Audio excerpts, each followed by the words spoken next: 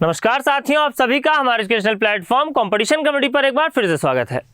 आज के दिन में सेशन की बात करूं तो आज यहाँ पर हम लोग स्टार्ट करने वाले हैं क्लासिफिकेशन और इसके जस्ट पहले हम लोगों ने कवर अप किया एनालॉजी। तो जब हम लोग एनालॉजी के बारे में डिस्कस कर रहे थे तो वहाँ पर मैंने आप सभी विद्यार्थियों को कुछ पर्टिकुलर टॉपिक्स के बारे में बताया जहाँ पर आपको सिमिलरिटीज देखने को मिलेगी। बस आपके क्वेश्चन पूछने के तरीके और साथ ही साथ अगर हम बात करें तो दिए गए विकल्पों में थोड़ा सा आपको अंतर देखने को मिलेगा। यानी कि एनालॉजी में हम लोगों ने चर्चा करी थी किसकी, सिमिलरिटी की या सदृशता या समानता की। अगर हम बात करें यहाँ पर क्लासिफिकेशन की अगर हम बात करें तो यहाँ पर हम क्या करेंगे, यहाँ पर भी हम सिमिलरिटी की ही चर्चा करेंगे। या अगर हम बात करें ऑड वन आउट, हमें क्या करना होगा, विषम को चुनना होगा। तो विषम को हम तब चुन पाएंगे जब बाकियों में हम क्या देख पाएंगे, समानता, जो कि हम सदृशता में ऑलरेडी पढ़ते हुए आ रहे थे। और अगर हम बात करें एनालॉजी की तो एनालॉजी में हम लोगों ने यह भी देखा कि हमें किस एरिया को क्या करना है, टारगेट करना है। क्वेश्चन आपके कहाँ कहाँ से ज़्यादा पूछे जाते हैं उसका एक हम लोगों ने पूरा का पूरा ब्लूप्रिंट देखा। यानी कि अगर हम बात करें तो जैसे कि मैंने कहा कि एनिमल से रिलेटेड कहाँ कहाँ से आपको क्वेश्चन देखने को मिल सकते हैं, तो साउंड प्रोड्यूस्ड बाय एनिमल्स हो गया, उनके यंग वंस हो गए, ठीक है। अगर हम बात करें किस क्लास को वो बिलोंग करते हैं, मैमल है, एम्फीबियन है, इस प्रकार से। तो अगर हम बात करें इन्हीं कुछ हमें क्या एनिमल से रिलेटेड जो क्वेश्चन बन सकते हैं। इसी प्रकार अगर हम बात करें तो हम लोगों ने कंट्री के बारे में डिस्कस किया। अगर कंट्री की हम बात करें तो किस कॉन्टिनेंट में आते हैं, इनकी करेंसी क्या है, कैपिटल क्या है, ऐसे कुछ बेसिक से क्वेश्चन आपको देखने को मिलते हैं। इसी प्रकार से हम लोगों ने स्पोर्ट्स के ऊपर भी चर्चा करी कि किस स्पोर्ट्स में कौन सी आपको, अगर हम बात करें किसी एक पर्टिकुलर स्पोर्ट की तो कौन कौन सी टर्मिनोलॉजी उस पर्टिकुलर स्पोर्ट में हमें देखने को मिलते हैं। खेल और खेलने का स्थान के बारे में हम लोगों ने चर्चा करी। उससे संबंधित अलग अलग प्रतियोगिताओं के बारे में यानी कि अलग अलग ट्रॉफीज के बारे में हम लोगों ने चर्चा करी। तो ये कुछ आपके स्पेसिफिक एरियाज हैं जिनको हमें क्या करना है, टारगेट करना है और इन्हीं एरियाज पर हमें नंबर ऑफ क्वेश्चंस की प्रैक्टिस करनी है। जिसके लिए मैंने कहा कि सबसे बेहतर और बेस्ट तरीका ये है कि आप क्या करें, प्रीवियस ईयर के क्वेश्चंस को उठा करके लगाना शुरू करें, क्योंकि यहाँ पर आप देखेंगे कि क्वेश्चन के रिपीट होने के चांसेस ज़्यादा होते हैं। साथ ही साथ जब आप किसी पर्टिकुलर ईयर के क्वेश्चन को सॉल्व कर रहे हो तो उसके दिए गए विकल्पों पर ज़रूर गौर करें। यानी कि हर एक विकल्प को आपको क्या करना है, ऑब्जर्व करते हुए चलना है। इसी प्रकार अगर हम बात करें तो एंटोनिम्स और सिनोनिम्स पर बेस्ड क्वेश्चन की हम लोगों ने चर्चा करी। हम लोगों ने चर्चा करी कलेक्टिव नाउन्स पर बेस्ड क्वेश्चन की। तो जहाँ मुझे आवश्यक लगेगा एडिशनल चार्ट हमें इंक्लूड करना है, या जहाँ लगेगा कि हमें यहाँ पर एक बार फिर से डाटा को रिकॉल या रिवीजन करना चाहिए, वहां पर हम लोग चार्ट के माध्यम से भी डिस्कशन करते हुए चलेंगे। लेकिन अगर हम बात करें तो यहाँ पर जो भी चीजें हमें पढ़नी है, जो भी चीजें हमें यहाँ पर देखनी है प्रश्न के माध्यम से, उन सभी के ऊपर हम लोगों ने ऑलरेडी डिटेल में चर्चा कर रखी है। कहाँ, जब हम लोग एनालॉजी के बारे में डिस्कस कर रहे थे। तो डायरेक्टली हम लोग यहाँ पर शुरू कर सकते हैं सेशन। तो स्टार्ट करते हैं क्वेश्चन के साथ। क्वेश्चन की अगर हम बात करें तो पहला प्रश्न आपको यहाँ पर देखने को मिल रहा है और बेसिकली अगर हम बात करें तो आप कह सकते हैं कि वर्ड पर बेस्ड यानी कि मीनिंगफुल वर्ड पर बेस्ड क्वेश्चन आपको देखने को मिल रहा है। जब हम बात करेंगे ऑड वन आउट की या हम बात करेंगे क्लासिफिकेशन की, क्यों, क्योंकि तीन आपके बाकी जो होंगे वो किसी क्लास को बिलोंग करेंगे, ठीक है। तो यहाँ पर अगर हम बात करें याच यानी कि नौका, अगर हम बात करें शिप यानी कि जहाज, और अगर हम यहाँ पर बात करें सबमरीन यानी कि पनडुब्बी, और अगर हम बात करें फेरी, तो इनमें अलग हमें चुनना है। और एग्जाम में मोस्टली बच्चा क्या होता है, कंफ्यूज होता है। आंसर क्या मार्क करके आ जाता है, फेरी। आंसर क्या मार्क करके आ जाता है, फेरी। कब, जब बच्चे को फेरी के बारे में जानकारी नहीं होती। और टू बी वेरी ऑनेस्ट यहाँ पर कितने बच्चे फेरी के बारे में, कितने अभ्यर्थी फेरी के बारे में नहीं जानते, इस पर्टिकुलर अगर हम बात करें नाम से परिचित नहीं है, ईमानदारी के साथ कमेंट बॉक्स में कमेंट करके ज़रूर बताएं। तो फेरी का मतलब मैं बार बार डिस्कस करता आ रहा हूँ अलग अलग सेशंस के माध्यम से। फेरी की अगर हम बात करें तो ये भी क्या होती है, एक प्रकार की नौका या पानी की आप जहाज इसको बोल सकते हैं, जिससे क्या यात्रियों को लाया या ले जाया जाता है, ठीक है। अगर हम बात करें शिप की तो शिप का मतलब सभी को पता है, पानी वाली जहाज। और अगर हम बात करें याज यानी कि नौका, नौका भी यहाँ पर पानी में चलाए जाने वाला आप कह सकते हैं या एक परिवहन का साधन है जल के माध्यम से, ठीक है। तो अगर हम बात करें यहाँ पर सबमरीन की तो बाकी के जो तीन है ना वो जल के ऊपर क्या किए जाते हैं, चलाए जाते हैं। जबकि अगर हम बात करें सबमरीन की तो सबमरीन क्या होती है, पनडुब्बी यानी कि नाम से ही पता चला, पनडुब्बी यानी कि पानी के भीतर, ठीक है। तो पनडुब्बी क्या हो जाएगी, यहाँ पर अलग हो जाएगी, यानी कि ऑप्शन नंबर सी क्या हो जाएगा, यहाँ पर अलग हो जाएगा। चलिए बात करेंगे अगले प्रश्न की। जैसे कि अभी मैंने चर्चा करी थी सेशन स्टार्ट करने से पहले, एनिमल एंड यंग वंस, यानी कि जानवर और उनके नवजात को क्या कहते हैं, इसकी टर्मिनोलॉजीज के बारे में हम लोग ऑलरेडी एनालॉजी में चर्चा कर चुके हैं। जिस प्रकार अगर हम बात करें बिल्ली के बच्चे को क्या बोला जाता है, किटन बोला जाता है, बिल्कुल करेक्ट है। अगर हम बात करें यहाँ पर पपी, तो पपी क्या होता है, डॉग के यंग वन को यानी कि कुत्ते के बच्चे को क्या बोला जाता है, पपी बोला जाता है। चिक की अगर हम बात करें चूजा यानी कि मुर्गी के बच्चे को, ठीक है। और डॉग की अगर हम बात करें तो dog is not a young one, तो आंसर क्या हो जाएगा ऑप्शन नंबर डी। बाकी सब क्या हो जाएंगे, एक क्लास या एक ग्रुप को बिलोंग कर रहे हैं, ठीक है। बात करेंगे अगले प्रश्न की। जून, अप्रैल, सितंबर, एक और महीना था, कौन कौन सा बताए थे आपको, जून, अप्रैल, सितंबर और नवंबर, ये 4 मात्र ऐसे महीने होते हैं और बिल्कुल आपके टंग पर होने चाहिए। ऐसा नहीं कि गिन रहे हो जनवरी, फरवरी, मार्च, ऐसे करके नहीं। अगर हम बात करें जून, सितंबर, नवंबर और अप्रैल, ये 4 ऐसे महीने हैं जो कि क्या होंगे, 30 दिनों के महीने होंगे। इनके अलावा अगर हम बात करें तो यहाँ पर आपको एक विकल्प जनवरी के रूप में देखने को मिल रहा है, जो कि क्या होगा, 31 दिनों का महीना होगा। यही क्या हो जाएगा, अलग हो जाएगा। बात करेंगे अगले प्रश्न की। ह्यूमन की अगर हम बात करें, स्नेक की हम बात करें, वेल की बात करें, काऊ की बात करें, तो इनमें अलग क्या है, तो आप कहोगे मानव, ठीक है। मानव क्या हो गया, अलग हो गया। कुछ का आंसर सांप भी आ सकता है और आंसर आने में कोई बुराई नहीं है। मैं ये नहीं कहता कि आप गलत सोच रहे हो, ऐसा बिल्कुल भी नहीं है। अगर आप सोच रहे हो तो आपकी डेफिनेटली सोच के पीछे क्या होगा, एक लॉजिक होगा, एक वैलिड रीजन होगा। रीजनिंग यही है कि आपको क्या करता है, पूरी छूट देता है, पूरी आज़ादी देता है कि आप अपने हिसाब से क्या लगा सकते हैं, तर्क लगा सकते हैं। और अगर हम बात करें कोई भी तर्क किसी भी आंसर को सपोर्ट करने के लिए वैलिड हो सकता है, किसी भी ऑप्शन को सपोर्ट करने के लिए वैलिड हो सकता है। अगर हम बात करें यहाँ पर आप किसी भी एक पर्टिकुलर ऑप्शन के साथ में जाते हो, मान लेते हैं अगर आप वेल के साथ में जाते हो तो यहाँ पर भी आपका एक तर्क हो सकता है कि बाकी सब की अगर हम बात करें तो बेसिकली वेल क्या है, आपका पानी के अंदर रहने वाला एक जीव है, ठीक है। इसी प्रकार अगर हम बात करें काऊ की, तो आप कहोगे काऊ की भी अपनी एक स्पेसिफिकेशन है बाकी सब के अलावा, यानी कि काऊ की अगर हम बात करें तो काऊ के 4 पैर होते हैं, ऐसा आप बोल सकते हो, ठीक है। इनमें से किसी के भी 4 पैर नहीं होते। तो मैंने कहा रीजनिंग आपको पूरी छूट देता है, पूरी आज़ादी देता है कि आप अपने एक वैलिड तर्क के साथ, तथ्यों के साथ अपने तर्क को सपोर्ट कर सकते हैं। इसमें कोई बुराई या कोई गलत बात नहीं। और यदि आप ऐसा सोचते हैं तो ये आपके कहीं ना कहीं अगर हम बात करें कि कितना बेहतर आपकी तर्क शक्ति है, इसको भी दर्शाता है। कितना आप अगर प्रेजेंस ऑफ माइंड की हम बात करें, आपका प्रेजेंस ऑफ माइंड कितना बेहतर है, इसको भी दर्शाता है। लेकिन जब हम बात करते हैं एग्जाम से रिलेटेड क्वेश्चंस की, तो कहीं ना कहीं टॉपिक्स से रिलेटेड प्रायोरिटी ऑर्डर आपको पता होना चाहिए। टॉपिक्स में किस प्रकार के लॉजिक्स आपके वैलिड लॉजिक्स में कंसिडर करे जाएंगे, ये आपको पता होना चाहिए। मैंने कहा आपका अपना लॉजिक है, लेकिन आप अपने लॉजिक के हिसाब से बाकी के लॉजिक्स को सेटिस्फाई नहीं कर सकते। इसलिए यहाँ पर हम एग्जाम के पॉइंट ऑफ व्यू से सोचेंगे और एग्जाम के पॉइंट ऑफ व्यू से हमें आंसर करना है। और इसके लिए मैंने आपको ऑलरेडी एक ब्लूप्रिंट तैयार करके दिया है कि किस एंगल से, किस ब्लूप्रिंट पर हमें काम करने की आवश्यकता है। तो जैसे कि मैंने आप सभी विद्यार्थियों से डिस्कस किया था, क्लास में एम्फीबियन हो गया आपका, मैमल्स हो गए आपके, ठीक है। इस प्रकार से मैंने क्लासीफाई किया था, जिसमें अगर हम बात करें कृतदंत की भी हम लोगों ने चर्चा करी थी, जहाँ पर जैसे आपके माउस हो गए, गिलहरी हो गई, ठीक है, और रेप्टाइल्स की हम लोगों ने चर्चा करी। तो अलग अलग क्लासेस हैं और अगर इन क्लासेस के माध्यम से हम यहाँ पर इसको डिफरेंशिएट करें तो हम पाएंगे कि स्नेक को छोड़ दें तो बाकी सभी के सभी क्या है, मैमल्स हैं। और आंसर क्या हो जाएगा, स्नेक हो जाएगा। क्लियर।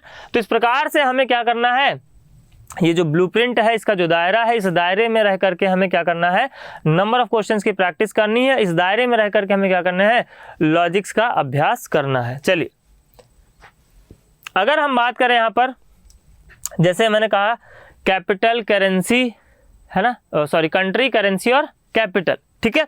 तो यहाँ पर अगर हम बात करें ढाका, ढाका क्या है आपका, ढाका कैपिटल सिटी है, ठीक है। ढाका क्या है, कैपिटल सिटी। दिनार की अगर हम बात करें तो क्या है, करेंसी है। टका की हम बात करें तो क्या है, करेंसी है। अगर डॉलर की हम बात करें तो क्या है, करेंसी है। जैसे दिनार की अगर हम बात करें तो इराक में आपको दिनार देखने को मिलेगा, बहरीन में आपको दिनार देखने को मिलेगा, सर्बिया में आपको तो मल्टीपल कंट्रीज की एक करेंसी, या अगर हम बात करें करेंसी में फ़र्क होगा लेकिन टर्मिनोलॉजी करेंसी की जो है वो एक हो सकती है। जैसे इंडिया में भी रुपी चलता है, पाकिस्तान में भी रुपी चलता है, इंडोनेशिया में भी आई गेस अगर मैं गलत नहीं हूँ तो रुपया या रुफिया ऐसे कुछ करके इंडोनेशिया की भी करेंसी है, ठीक है, इसको भी हम लोग देख लेंगे। तो टका की अगर हम बात करें तो बांग्लादेश की करेंसी है, और डॉलर की अगर बात करें तो डॉलर भी आपको मल्टीपल कंट्रीज में देखने को मिलेगी। बेसिकली जो हम जानते हैं यूएस डॉलर को, तो डॉलर भी आपका क्या करेंसी है। लेकिन जब हम बात करते हैं ढाका, तो ढाका क्या है, कैपिटल सिटी है, राजधानी है, ना कि करेंसी। इसकी लिस्ट पर हम एक बार फिर से गौर कर लेते हैं, ठीक है। बांग्लादेश की अगर हम बात करें तो बांग्लादेश की कैपिटल क्या है, बांग्लादेश कैपिटल है ढाका, ठीक है। ईरान की करेंसी आप देख पा रहे हैं क्या है, रियाल, और इराक की करेंसी क्या आपको देखने को मिल रही है, दिनार। इसी प्रकार बहरीन की करेंसी भी आपको दिनार के रूप में देखने को मिल सकती है, सर्बिया की भी आपको दिनार के रूप में देखने को मिल सकती है। इसके अलावा अगर हम बात करें इजराइल की, तो इजराइल की करेंसी आप देख सकते हैं शकेल, और इसके बाद अगर हम बात करें बहरीन की, तो बहरीन दिनार, यहाँ पर आप देख पा रहे हैं बहरीनी दिनार, ठीक है। अगर हम बात करें यहाँ पर सऊदी अरबिया, सऊदी अरबिया में रियाल देखने को मिल रहा है। अगर हम बात करें रशिया, तो रशिया में आपको रूबल, इसके बारे में हम लोगों ने चर्चा करी थी। सर्बियन दिनार देखने को मिल रहा है, टर्किश लीरा, टर्किश की अगर बात करें तो मैच द कॉलम वाले भी जो आपके क्वेश्चन होते हैं वहाँ पर भी इस प्रकार से कई बार आपसे करेक्ट सीक्वेंस पूछ लिया जाता है। अलग अलग कंट्री के नेम्स दे दिए जाएंगे और दूसरी तरफ आपको दे दिए जाएंगे इनसे रिलेटेड करेंसी या फिर इनसे रिलेटेड कैपिटल, और करेक्ट इनका जो मैच होगा उसके अकॉर्डिंग यहाँ पर कई बार आपको रीजनिंग के अंदर भी क्वेश्चन देखने को मिल जाते हैं, ठीक है। तो अगर हम बात करें यहाँ पर सऊदी अरेबिया की हो गई, यूएस की हो गई डॉलर, ठीक है। चलिए अगले प्रश्न की हम बात करेंगे, प्रिंटर, मॉनिटर, माउस, विंडोज। अगर हम बात करें तो बाकी के तीन क्या हैं, आपके हार्डवेयर डिवाइसेस हैं, जबकि अगर हम बात करें ये क्या है आपका एक सॉफ्टवेयर कह सकते हैं इसको, ठीक है। विंडोज क्या आपका ओएस ऑपरेटिंग सिस्टम कह सकते हैं, ठीक है, और जबकि अगर हम बात करें बाकी क्या है आपके हार्डवेयर है। आगे अगर हम बात करें हैदराबाद, चेन्नई, औरंगाबाद, गंगटोक, तो यहाँ पर आंसर आ चुका होगा, आंसर आ जाना चाहिए, क्योंकि अगर आप सीरियसली एक तैयारी करने वाले छात्र हैं तो ऑब्वियस सी बात है स्टैटिक जीके की हम बात करें या अगर हम बात करें ज्योग्राफी की, जब हम सबसे पहले चर्चा करते हैं, जब सबसे पहले हम चर्चा करते हैं मैप की, तो मैप में हमें राज्य और राजधानी ये बिल्कुल अच्छे तरीके से क्या होनी चाहिए, इनकी समझ होनी चाहिए। तो अगर हम बात करें औरंगाबाद, तो औरंगाबाद क्या है, एक शहर है किसका, महाराष्ट्र का। बाकी सब अगर हम बात करें तो क्या है, राजधानी है, बाकी सब क्या है, राजधानी है, ठीक है। गंगटोक की अगर हम बात करें तो सिक्किम की राजधानी, चेन्नई की अगर हम बात करें तो तमिलनाडु की राजधानी, और हैदराबाद की अगर हम बात करें तो तेलंगाना की राजधानी। तो कैपिटल और स्टेट ये भी यहाँ पर आप देख सकते हैं, आपको स्टेट के नाम दिए गए हैं, कैपिटल के नाम दिए गए हैं, तो इस पर मुझे नहीं लगता कि बहुत ज़्यादा डिस्कस करने की ज़रूरत है।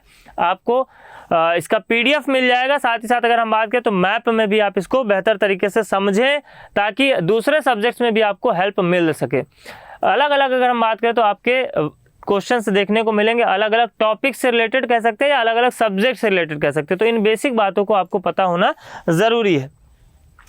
अगले अगर हम प्रश्न की बात करें तो निर्धनता, विनाश, दरिद्रता, भरपूर, यानी कि अगर हम बात करें तो कहीं ना कहीं ये जो तीनों है नेगेटिव या कह सकते हैं कि सिमिलर मीनिंग से दे रहे हैं। हालांकि अगर हम बात करें दरिद्रता और निर्धनता क्या है, लगभग सिमिलर मीनिंग है, जबकि हम विनाश की बात करें तो इनसे थोड़ा अलग हो जाएगा, लेकिन सेंस नेगेटिव है। लेकिन अगर हम बात करें प्लेंटी, तो प्लेंटी क्या है, एक पॉजिटिव सेंस में यहाँ पर बोला जा रहा है, भरपूर यानी कि सफिशिएंट, ठीक है। अगर हम बात करें अगले प्रश्न की, पोलियो, रेबीज, फिर उसके बाद सिजोफ्रेनिया, और फिर अगर हम बात करें मिजल्स, तो जब आप इन बीमारियों के नाम देखेंगे तो आपको देखने को मिलेगा यहाँ पर भी एक क्राइटेरिया आप ऐड कर लेंगे, चाहे हम एनालॉजी की बात करें, चाहे हम बात करें ऑड वन आउट या फिर क्लासिफिकेशन की, ठीक है। तो यहाँ पर भी एक क्राइटेरिया आप ऐड कर लेंगे अपने ब्लूप्रिंट में, जीवाणु जनित रोग और विषाणु जनित रोग। तो अगर हम बात करें ये सभी क्या है, वायरसेस से होने वाली बीमारियां हैं, मिजल्स हो गया, पोलियो हो गया, रेबीज हो गया, ठीक है।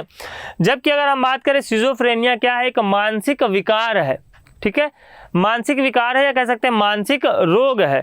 बाकी सब क्या है, आपके वायरस से होने वाली बीमारियां हैं, ठीक है। चलिए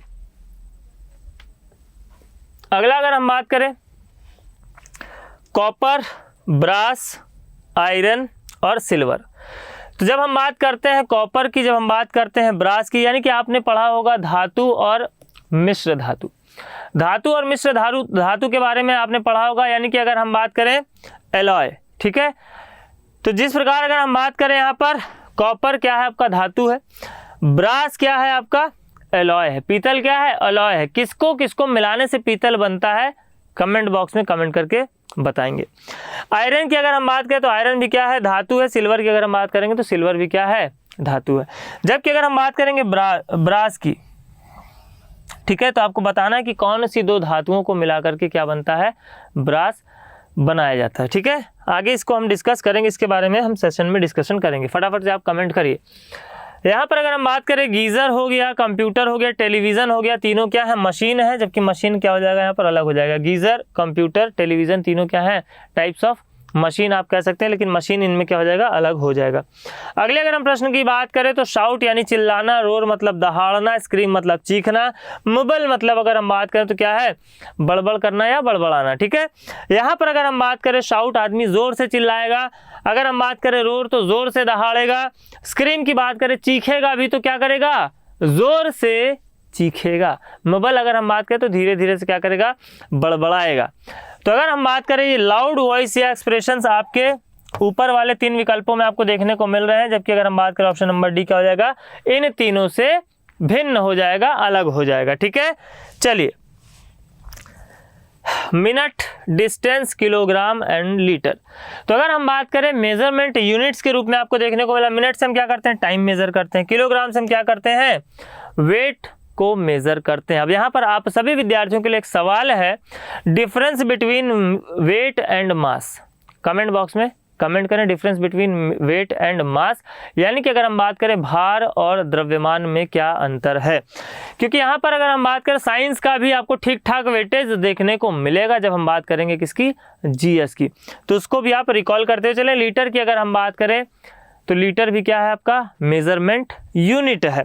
ठीक है, जबकि डिस्टेंस क्या हो जाएगा? अलग हो जाएगा। डिस्टेंस को नापने के लिए हम क्या करते हैं? मीटर का प्रयोग करते हैं। यहां पर आपको देखने को मिल रहा है स्पिनच, रेडिश, पोटैटो, कैरेट। ठीक है, तो आप कह सकते हैं कि इन तीनों में मैंने आपको बताया था कि रेडिश की अगर हम बात करें तो ये क्या है? रूट है। कैरेट की हम बात करें तो क्या है? रूट है। लेकिन जब हम बात करते हैं पोटैटो की, तो पोटैटो क्या है? अब यहीं पर एक और आपको ऑप्शन दे देता है। ठीक है, यहीं पर एक और कोई ऑप्शन आपको दे देगा जो कि क्या है? रूट है। तो उसके साथ पोटैटो आपका क्या हो जाएगा? अलग हो जाएगा। पोटैटो क्या है? आपका स्टेम है, तना है, ना कि रूट। लेकिन फिलहाल यहाँ पर अगर हम बात करें तो ये तीनों जमीन के अंदर उगने वाली कह सकते हैं आप सब्जियां, या अगर हम बात करें स्पिनिच की तो स्पिनिच क्या हो जाएगा? जमीन के ऊपर उगने वाली एक प्रकार की सब्जी है। ठीक है, चलिए बात करेंगे अगले प्रश्न की। यूरोप, अफ्रीका, रशिया और एशिया। रशिया क्या है? कंट्री है। बाकी सभी आपके क्या हैं? कॉन्टिनेंट्स हैं। 7 कॉन्टिनेंट्स के नाम आपको पता होने चाहिए किस सीक्वेंस में? इंक्रीजिंग और डिक्रीजिंग दोनों ही ऑर्डर में। ठीक है, चलिए, क्योंकि कई बार इस पर बेस्ड भी आपको क्वेश्चन देखने को मिल सकता है। किसमें? लॉजिकल सीक्वेंस ऑफ वर्ड्स में।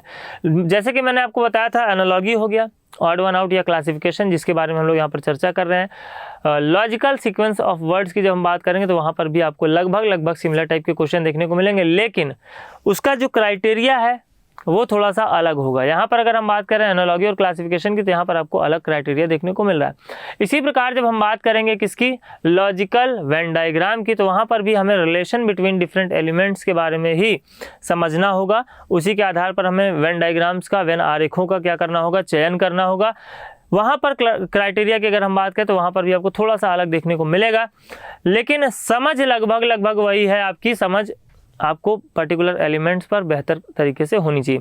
हाँ, यहाँ पर अगर हम बात करें तो आपको काफ़ी कुछ सिमिलर देखने को मिलेगा जब हम बात करेंगे एनालॉजी और क्लासिफिकेशन की। ठीक है, अगर हम बात करें नेक्स्ट क्वेश्चन की, तो देखने को मिला फॉन। जैसे कि मैंने कहा एनिमल्स एंड यंग वंस, तो फॉन का मतलब क्या होता है? हिरन का बच्चा।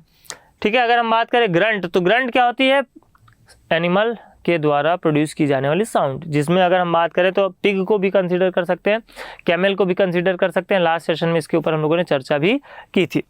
इसी प्रकार अगर हम बात करें किग्नेंट, तो यहाँ पर क्लियरली देखने को मिला राजहंस का बच्चा। और निम्स की अगर हम बात करें तो कॉकरोच का बच्चा क्या कहलाएगा? निम। ठीक है, तो आंसर की अगर हम बात करें तो ऑप्शन नंबर बी क्या हो जाएगा? अलग हो जाएगा, यानी कि sound produced by an animal और बाकी सभी क्या हैं, young ones of any particular. आपको यहाँ पर एनिमल देखने को मिल सकता है, ठीक है। अलग अलग अगर जो आपको टर्मिनोलॉजी दी गई है वो अलग अलग एनिमल्स या उनके, अगर हम एनिमल के अगर हम बात करें यंग वंस के लिए दी गई है, नवजात के लिए दी गई है, ठीक है। बात करेंगे अगले प्रकार के प्रश्न की।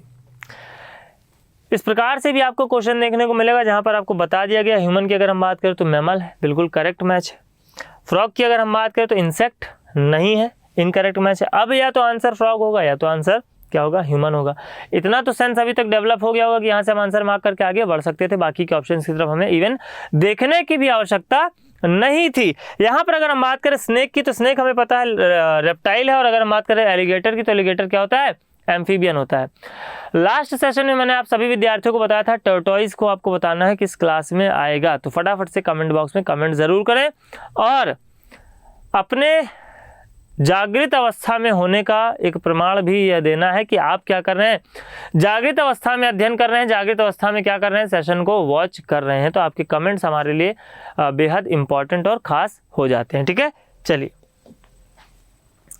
लॉयर के क्या होते हैं भाई, क्लाइंट। जिस प्रकार शॉपकीपर के होते हैं कस्टमर, ग्राहक, तो लॉयर के क्लाइंट होते हैं, मतलब कह सकते हैं हम दूसरी भाषा में कि वो क्या उनके कस्टमर है। इसी प्रकार जब हम पेशेंट की बात करते हैं, you are not actual patient, ठीक है। डॉक्टर के क्या होते हैं, रोगी होते हैं, लेकिन देखा जाए तो एक तरीके से भी क्या है, कस्टमर ही तो है, ठीक है। अलग अलग सेंस में आएगा। अब देखो डॉक्टर है तो ऑब्वियस सी बात है रोगी का क्या करता है, उपचार करता है, ठीक है। इसी प्रकार अगर हम बात करें लॉयर के क्या होते हैं, क्लाइंट्स होते हैं, मुवक्किल्स होते हैं। बहुत सारी हिंदी मूवीज़ में देखा होगा, सुना होगा कि जज साहब हमारे मुवक्किल को परेशान किया जा रहा है, उससे अननेसेसरी के क्वेश्चन से पूछे जा रहे हैं, ठीक है। तारीख पे तारीख तो एक बहुत फेमस डायलॉग भी है, तो वो भी आपको याद होगा, भली प्रकार से आप क्या होंगे, परिचित होंगे। लेकिन जब हम बात करते हैं क्लर्क की, तो क्लर्क यहाँ पर क्या हो जाएगा, अलग हो जाएगा, यानी क्लर्क और फाइल के बीच में वो रिलेशन देखने को नहीं मिल रहा है जो बाकी के 3 दिए गए विकल्पों में हमें देखने को मिल रहा है। आसानी के साथ, कॉमन सेंस के साथ हम यहाँ पर आंसर मार्क करके आगे बढ़ सकते थे, ठीक है। चलिए, जापान, काठमांडू, जापान की राजधानी क्या है, काठमांडू नहीं है, टोक्यो। काठमांडू की अगर हम बात करें तो नेपाल की राजधानी क्या हो जाएगी, काठमांडू हो जाएगी। स्पेन की राजधानी की अगर हम बात करें तो मैड्रिड। ऑस्ट्रेलिया की अगर हम बात करें ऑस्ट्रेलिया लाइक्स कैडबरी, कैनबरा, ठीक है। और इजिप्ट की क्या हो जाएगी, कायरो। यानी कि अलग हो गया यहाँ पर आपका क्या, ऑप्शन नंबर ए। बात करेंगे अगले प्रश्न की, पुअर रिच, गरीब अमीर, यानी कि अगर हम बात करें antonyms, light heavy, antonyms, short long, antonyms. Crime और ब्लेम यहाँ पर आपको एंटोनिम्स के रूप में देखने को नहीं मिले। क्राइम मतलब अपराध, ब्लेम मतलब इल्जाम, ठीक है।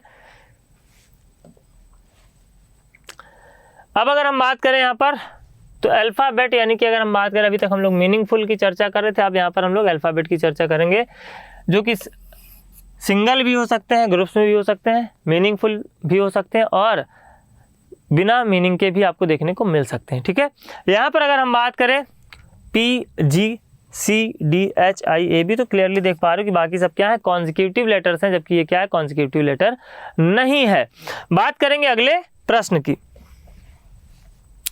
FBL, तो FBL मैंने कहा कि जब भी हम अल्फाबेट की चर्चा करेंगे, रीजनिंग के सेक्शन में कहीं भी जब भी हम अल्फाबेट की चर्चा करेंगे, तो अल्फाबेट के साथ साथ हमारे दिमाग में कई और डाटा होने चाहिए, जैसे कि इनकी प्लेस वैल्यू, इनके अपोजिट लेटर्स, है ना। और अगर डिपेंड करता है कि आप किस टॉपिक से रिलेटेड क्वेश्चन को हल कर रहे हैं, इसके बारे में भी चर्चा करेंगे कि लॉजिक की अगर हम बात करें, लॉजिक आना चाहिए कि नहीं आना चाहिए, पैटर्न आना चाहिए कि नहीं आना चाहिए। जब हम बात करेंगे कोडिंग डिकोडिंग की, तो हमारे दिमाग में अल्फाबेट के साथ साथ ये सारी चीज़ें भी चल रही होनी चाहिए। यहाँ पर अगर हम बात करें FBL की, तो यहाँ पर हो जा रहा है, देखो 6 से 2 और 2 से हो जा रहा है 12, यानी कि अगर हम बात करें -4 + 10, एक तो ये आता है दिमाग में। यहाँ पर देखें ये लॉजिक फॉलो हो रहा है कि नहीं हो रहा, तो यहाँ पर ये लॉजिक फॉलो होता हुआ दिखाई नहीं दे रहा। इट मीन्स हमें दूसरा लॉजिक लगाने की आवश्यकता है। दूसरे लॉजिक से अगर हम देखें तो यहाँ पर आप पाएंगे 12 को जब हम क्या करेंगे, 6 से विभाजित करेंगे। 12 को जब हम 6 से विभाजित करेंगे, यानी कि लास्ट वाले को हम क्या करेंगे, डिवाइड करेंगे किससे, फर्स्ट वाले से। लास्ट वाले को हम क्या करेंगे, डिवाइड करेंगे फर्स्ट वाले से, तो हमें मिल जाएगा मिडिल टर्म। 20 को डिवाइड करेंगे किससे, 2 से, तो मिल जाएगा हमें मिडिल टर्म 10। 22 को डिवाइड करेंगे 7 से, तो डिवाइड ही नहीं होगा, ठीक है। यहाँ पर अगर हम बात करें 16 को डिवाइड करेंगे 4 से तो मिल जाएगा हमें मिडिल वाला टर्म, यानी कि अलग क्या हो जाएगा, ऑप्शन नंबर सी। बात करेंगे अगले प्रश्न की। अगले अगर हम प्रश्न की बात करें तो यहाँ पर अपोजिट लेटर भी देख सकते हैं, अपोजिट लेटर -3। यहाँ पर अगर हम बात करें तो अपोजिट लेटर +3। यहाँ पर अगर हम बात करें तो अपोजिट लेटर +3, अपोजिट लेटर +3, यानी कि यही क्या हो जाएगा, अलग हो जाएगा। यहाँ पर क्या हो रहा है, अपोजिट लेटर -3, जबकि यहाँ हो रहा है अपोजिट लेटर +3, यानी कि राइट टू लेफ्ट में जो सीक्वेंस बाकी के 3 में फॉलो कर रहा है +3 के साथ, वो आपके फर्स्ट वाले में क्या कर रहा है, -3 के साथ लेफ्ट टू राइट में देखने को मिल रहा है। ठीक है, चलिए बात करेंगे अगले प्रश्न की। 26 से 29 बोल सकते हो या 3 बोल सकते हो, यानी कि प्लस का 3 प्लस का 3 प्लस का 3, सब में क्या हो रहा है, प्लस का 3। 15 3 18 3 21 3 24 +3, 10 3 13 3 16 3 19, आँख बंद करके आंसर मार्क करके आगे बढ़ जाओ। 16 3 19 3 22, और अगर हम बात करें 2 24, यहाँ पर आपको अलग देखने को मिल रहा है। ठीक है, चलिए बात करेंगे अगले प्रश्न की। 1 से 4 +3, 4 से 7 +3, 7 से 10 +3, 2 से 5 +3, 5 से 8 +3, 8 से 11 +3, 6 से 8, यही अलग हो जाएगा, आंसर मार्क करके आगे बढ़ जाओ। 8 3 11 11, और यहाँ पर अगर हम बात करें तो 2 13 देखने को मिल रहा है, जबकि यहाँ पर देखेंगे 10 3 13 3 16 3 19। ठीक है, बात करेंगे अगले प्रश्न की। यहाँ पर F की अगर हम बात करें तो V देखने को मिल रहा है, यानी कि ये 6 है, ये 22 है। F का अपोजिट क्या होता है, U होता है, बोल सकते हैं अपोजिट +1। यहाँ पर देखेंगे तो B का अपोजिट Y, G का अपोजिट T, N का अपोजिट M, S का अपोजिट H, D का अपोजिट W, I का अपोजिट R, यानी कि यही क्या हो जाएगा, अलग हो जाएगा। ये बाकियों की तरीके से यहाँ पर अपोजिट लेटर के ग्रुप्स में देखने को नहीं मिल रहा है। ठीक है, बात करेंगे अगले प्रश्न की। यहाँ पर और भी सिमिलरिटी है, जैसे अगर हम बात करें, देखो 4 में 5 जोड़ोगे तो 9, ठीक है, 2 में 5 जोड़ोगे तो 7, 14 में 5 जोड़ोगे तो 19, यहाँ पर 8 में 5 जोड़ोगे तो 13, 18 में 5 जोड़ोगे तो 23, 20 में 5 जोड़ोगे तो 25, ऐसे भी इसको आप समझ सकते थे। बात करेंगे अगले प्रश्न की। यहाँ पर अगर हम बात करें B से G यानी कि कितना, प्लस का 5, G से L यानी 7 से 12 प्लस का 5, और 12 से 17 प्लस का 5, 8 5 13 5 18 4 22, या तो ये अलग होगा या तो ये अलग होगा। 11 5 16 5 21 5 26, यानी कि ऑप्शन नंबर बी क्या हो जाएगा, आपका राइट आंसर हो जाएगा। बाकी सब में आपको 5 5 का डिफरेंस देखने को मिल रहा है, जैसे कि यहाँ पर बात करें 15 5 20 5 25 और 5 30, तो डी को 30 क्यों बोला, इसमें किसी को कोई डाउट नहीं होना चाहिए, बार बार इसकी चर्चा करते आ रहे हैं। बात करेंगे अगले प्रश्न की। यहाँ पर अगर हम बात करें 14 से हो जा रहा है 11, 11 से हो जा रहा है 16, यानी कि यहाँ पर देखने को मिल रहा है हमें माइनस का 3, यहाँ पर देखने को मिल रहा है प्लस का 5, और यहाँ पर 16 से हो जा रहा है 23, देखने को मिल रहा है प्लस का 7। यहाँ पर अगर हम बात करें तो देखने को मिल रहा है 6 से 3 यानी कि माइनस का 3, 3 से 8 यानी कि प्लस का 5, और 8 से 16 हो जा रहा है यानी कि प्लस का 9, प्लस का 8, 8 से ज़रा 16 प्लस का 8। ठीक है, अब या तो ये अलग होगा या तो ये अलग होगा, तो अगले टर्म में ये डिसाइड हो जाएगा कि कौन सा वाला अलग होगा। तो यहाँ पर हो जा रहा है 23 से 20 यानी कि माइनस का 3, 20 से 25 यानी कि प्लस का 5, और 25 से यहाँ पर हो जा रहा है 32 यानी कि प्लस का 7। ठीक है, यानी कि इस वाले के जैसा पैटर्न आपको यहाँ पर देखने को मिल रहा है। तो आंसर की अगर हम बात करें तो डेफिनेटली यहाँ पर ऑप्शन नंबर बी आंसर होना चाहिए, जब तक कि ये वाला इस पैटर्न को फॉलो करे। ठीक है, उस केस में आंसर डेफिनेटली आपका क्या हो जाएगा, ऑप्शन नंबर बी हो जाएगा। इसकी अगर हम जांच करें तो हम पाएंगे कि माइनस का 3, प्लस का 5 और फिर प्लस का 7, यानी कि 10 से हो जा रहा है 7, माइनस का 3, 7 से हो जा रहा है 12, प्लस का 5, और 12 से हो जा रहा है 19 यानी कि प्लस का 7। क्लियर, चलिए बात करेंगे अगले प्रश्न की। अगले अगर हम प्रश्न की बात करें तो 2 से 3 यानी कि प्लस का 1, 3 से 5 यानी कि प्लस का 2, 5 से 8 यानी कि प्लस का 3, और 8 से 12 यानी कि प्लस का 4। क्लियर, यहाँ पर देखिए 14 से 15, 15 से 17, 17 3 20, 20 4 24, 1 + 1 2, 2 + 2 4, 4 + 3 7, 7 + 4 11। यहाँ पर हमारा 7 1 8, 8 2 10, 10 3 13, 13 और 4 17 होना चाहिए, जबकि यहाँ पर आपको देखने को मिल रहा है 16, यानी कि यही क्या हो जाएगा, राइट आंसर हो जाएगा। तो इस प्रकार से अप्रोच होना चाहिए, इस प्रकार से कमांड होना चाहिए आपको अल्फाबेट और उनकी प्लेस वैल्यूज के ऊपर, और इसी स्पीड के साथ आप क्वेश्चन को भी बनाते हुए आगे बढ़ेंगे। ठीक है, केवल देखना है, आंसर को मार्क करना है, कॉपी पेन की जरूरत नहीं पड़ेगी।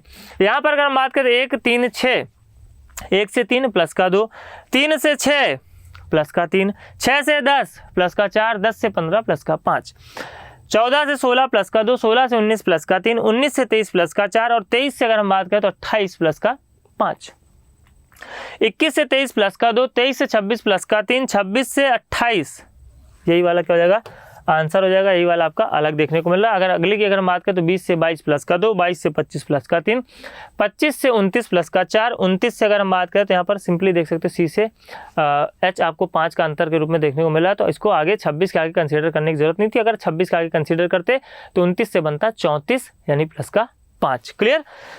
तो अगर हम बात करें आज के सेशन की, तो आज के सेशन का ये लास्ट क्वेश्चन था, लेकिन इसका मतलब ये नहीं कि ऑड वन आउट या क्लासिफिकेशन पर बेस्ड क्वेश्चंस हो गए हैं खत्म। अभी हम बात करेंगे नंबर पर बेस्ड क्वेश्चंस की, जो कि काफ़ी ज़्यादा कॉम्प्लिकेटेड कई बार हो जाते हैं एग्जाम में, बना पाना इनको कई बार क्या हो जाता है, मुश्किल हो जाता है। अगर हम ठीक ठाक नंबर ऑफ क्वेश्चंस का अभ्यास नहीं किए हुए हैं, अगर हम ठीक ठाक लॉजिक्स के साथ में फैमिलियर नहीं है, तो डेफिनेटली क्या होता है, एग्जाम में फिर बच्चे स्ट्रगल करते हैं, या अगर हम बात करें गलतियां करते हैं। तो ये गलतियां हमें नहीं करनी, हमें इससे पहले क्या करना है, बिल्कुल अपने आप को तैयार कर लेना है, प्रिपेयर कर लेना है, और हर एक सिचुएशन, हर एक परिस्थिति के लिए, यानी कि पेपर टफ है तो हमारे लिए एडवांटेज है, क्योंकि हम उन लॉजिक्स के साथ में, अगर हम बात करें उस अप्रोच के साथ में पहले से फैमिलियर होंगे, हम इतना अभ्यास कर चुके होंगे कि हमें किसी प्रकार की कोई कठिनाई एग्जाम में नहीं होनी चाहिए। हम उसको एज एन अपॉर्चुनिटी की तरीके से टैकल करेंगे, जब एग्जाम में अगर हम बात करें पेपर का लेवल क्या होगा, अच्छा देखने को मिलेगा। तो उस सिचुएशन के लिए भी हम क्या करेंगे, खुद को प्रिपेयर करेंगे, खुद को तैयार करेंगे। ठीक है, तो आज के लिए इतना ही, मिलते हैं हम लोग नेक्स्ट क्लास में, जहां पर हम लोग चर्चा करेंगे नंबर पर बेस्ड क्लासिफिकेशन या फिर ऑड वन आउट पर आधारित प्रश्नों की। तो आज के लिए फिलहाल इतना ही, धन्यवाद।